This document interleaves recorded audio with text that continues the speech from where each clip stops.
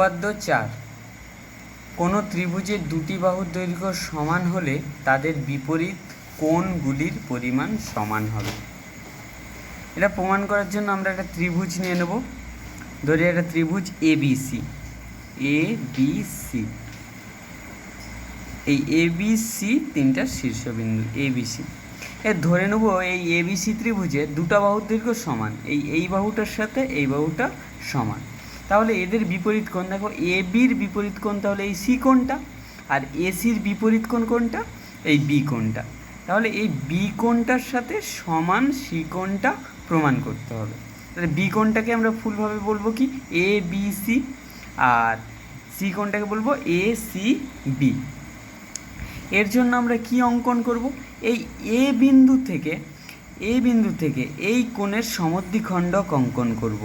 এই B A C কোণের সমদ্বিখণ্ডক অঙ্কন করব, যেটা বিসিকে ডি বিন্দুতে ছেদ করেছে।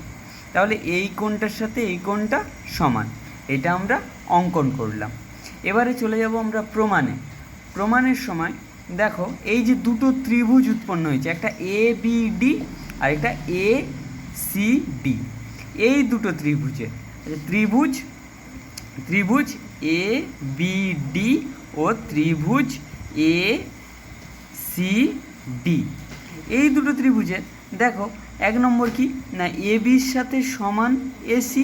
কেন? এটা হচ্ছে প্রদত্ত, বলে দেওয়া ছিল। আর কোণ বিএডি সঙ্গে সমান হবে কি? কোণ সিএডি। এই কোণটার সাথে সমান এই কোণটা।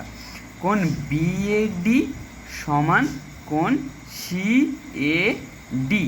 কেন? এই বিএসি এর সমদ্বিখণ্ডক আমরা অঙ্কন করেছিলাম এডি, এই কারণে এই কোণ দুটো সমান। আর দেখো, দুটো ত্রিভুজেরই সাধারণ বাহু এডি। সাধারণ বাহু কি? এডি। এডি হচ্ছে সাধারণ বাহু। সেই কারণে এই দুটো ত্রিভুজ, তাহলে একটা বাহু, একটা কোণ, একটা বাহু, সাইড অ্যাঙ্গেল সাইড, এর শর্তানুসারে এই দুটো ত্রিভুজ সর্বসম। তাহলে এই ত্রিভুজের সাথে এই ত্রিভুজটা সর্বসম।